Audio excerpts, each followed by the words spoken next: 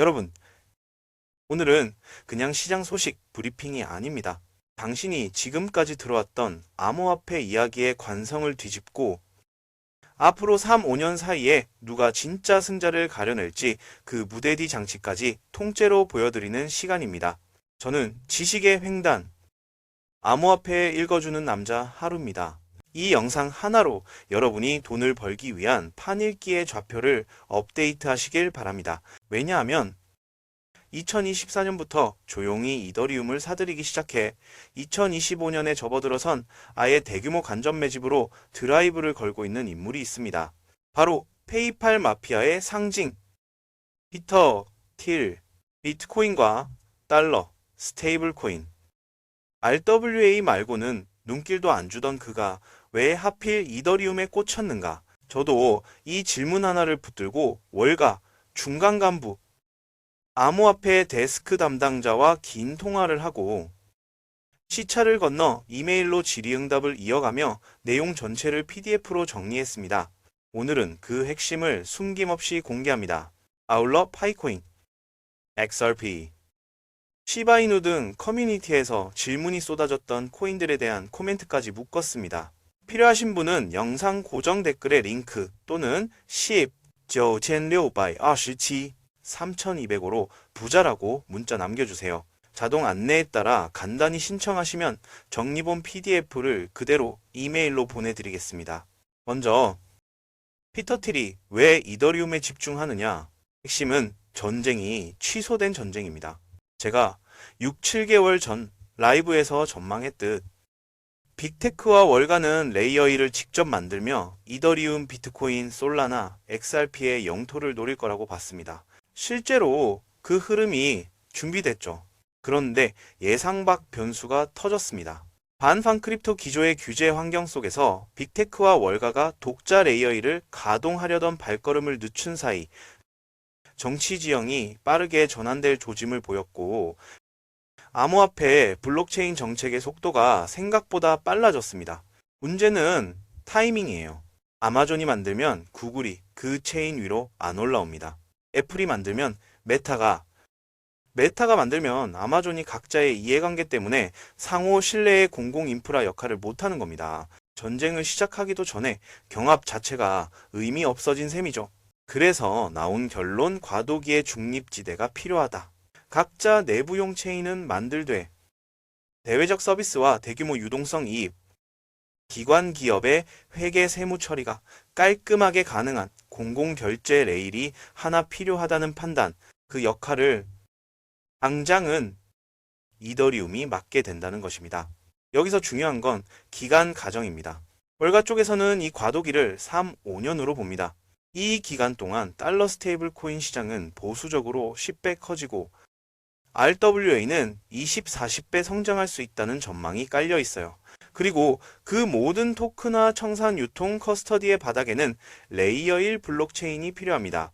현재 이더리움이 장악한 개발자 인프라 도구 체인, LEL3 확장 생태계에 규제 친화적 회계 처리 관성까지 합쳐놓고 보면 각자 체인 플러스 이더리움, 사이드 체인 혹은 전면 이더리움 사용으로의 타협이 이미 시장의 기본 시나리오로 들어갔다는 거죠. 피터 틸은 여기에 베팅했습니다. 개인 현물 매집, 그리고 더 나아가 DAT 장의 블록딜 형태로 유동성을 흡수하고 RWA 발행 인증 유통 청산 관련 밸류체인 기업들을 MA로 묶어 가치 상승 레버리지를 확보하는 방식입니다. 이유는 단순합니다. 3, 5년의 과도기 동안 중립지대의 이더리움이 사실상 표준결제 토큰화 레일로 작동할 가능성이 높기 때문입니다.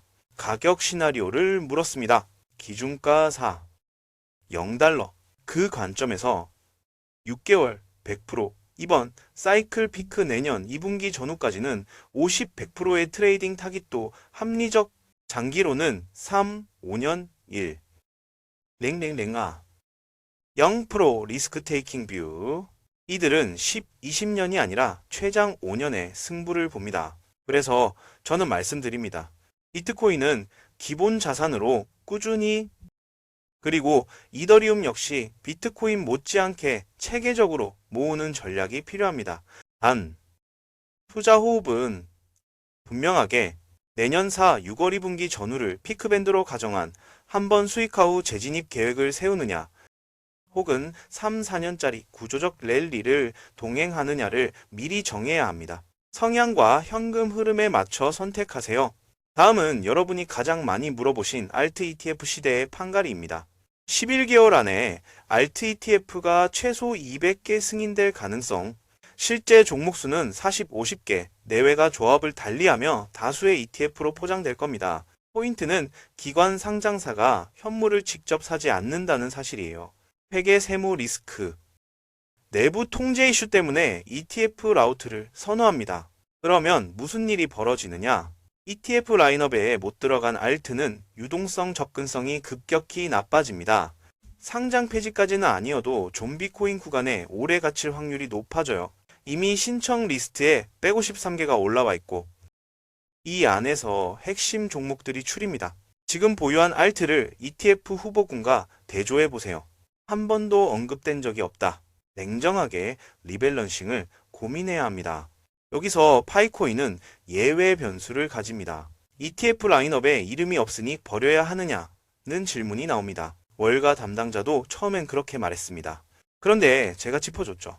파이의 결정적 차별성, 스마트폰 채굴 기반의 초대형 커뮤니티, 리어 500만 명. 다음날 그가 직접 확인하고 온 결론이 흥미롭습니다. ETF 편입은 못하더라도 살아있는 500만 커뮤니티는 ETF 편입과 동급의 네트워크 효과를 창출할 수 있다. 이게 무슨 의미냐? 제도와 자금의 ETF 수요를 커뮤니티 사용 수요가 대체할 수 있다는 뜻입니다. 단, 전제는 명확합니다. 레오 500만이 온체인 실사용으로 살아 움직여야 해요. 오프라인에서 밥값, 신발값 결제하는 게 핵심이 아닙니다. 파이의 생존과 재평가를 가를 건 블록체인 위에 디파이 송금, 예치, 대출, 스테이킹, 담보화, 온체인 크레딧과 같은 금융 행위가 규모 있게 돌아가느냐입니다. 그 사용량이 곧 기관 역할을 대체합니다. 파이 체인을 사이드 체인으로 붙이려는 대형 블록체인이 늘어날수록 레오 500만 사용자가 곧 비자 마스터에 준하는 트래픽 소스가 됩니다. 그래서 저는 말합니다. 파이는 특이하고 유일합니다. ETF 바깥에 있어도 살아남는 길이 존재합니다. 커뮤니티가 진짜 살아있다면 말이죠. 여기서 오해를 딱 끊겠습니다. 지금 분위기 보니 파이 상패각 아니냐? 분위기는 그럴 수 있습니다. 하지만 팩트는 다릅니다. SCP V23 업그레이드가 차질 없이 진행되고 있고 공지의 성공 메시지들이 이어지고 있습니다. 커뮤니티는 500만치, 0만을 향해 확장 중입니다. 만약 이 사용자군이 온체인 디파이 활동을 일상화한다면 ETF 편입 여부와 무관하게 파이는 자기 길을 걷습니다. 이것이 월가 담당자가 내린 코멘트이자 제 판단과도 일치합니다. 결국 중요한 건 체인 위의 실사용입니다. 디파이 트랜잭션, 담보, 대출, 스테이킹, 크레딧, 이게 파이 가격의 기초 체력을 만듭니다. 다시 이더리움, 과도기 3, 5년 동안 ETH가 중립지대로 기능한다는 가정하에 달러 스테이블 코인과 RWA의 폭발적 성장은 ETH의 베이스 수요, 가스 사용량, LE 수요를 자극합니다. 빅테크 월가의 독자 체인이 당장 상호 호환, 중립성, 신뢰를 확보하기 어렵다면 내부 자체 체인, 외부 이더리움 혹은 사이드 체인 결합이라는 타협안이 답입니다.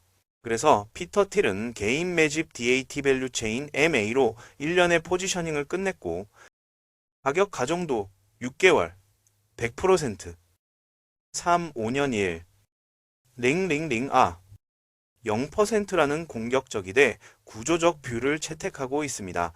여러분의 전략은 두 갈래입니다. 1. 내년 2분기 피크밴드까지 50, 100% 수익화 후 현금화 재진입. 2. 3, 4년 길게 들고 가는 구조적 동행.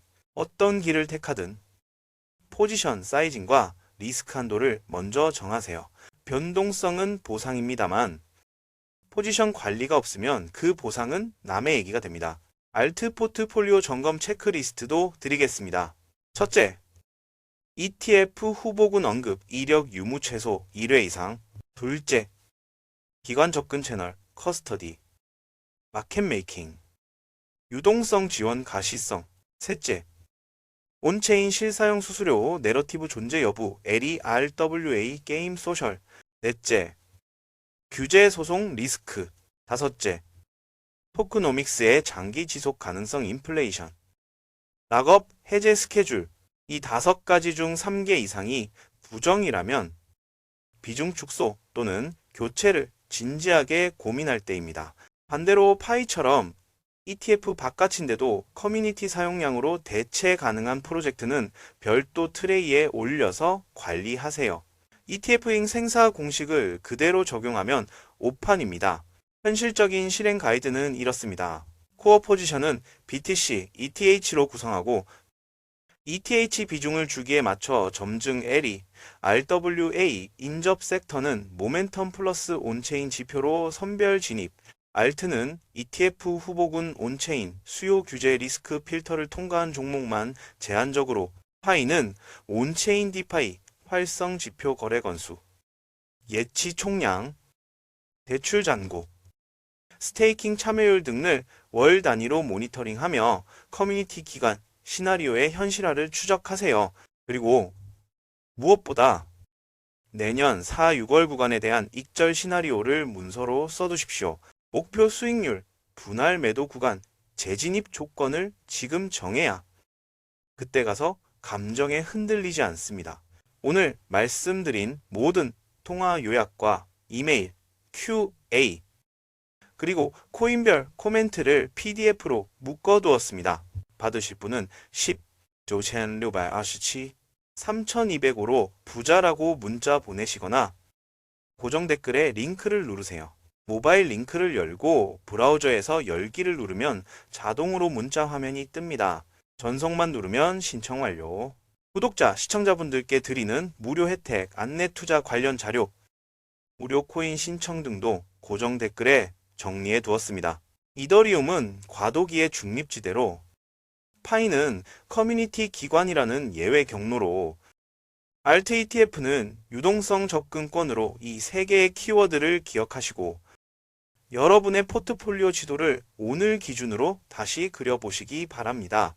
저는 지식의 횡단 하루였습니다. 구독과 좋아요는 이 채널을 움직이는 유일한 연료입니다. 다음 영상에서 더 깊고 넓은 인사이트로 찾아뵙겠습니다. 감사합니다.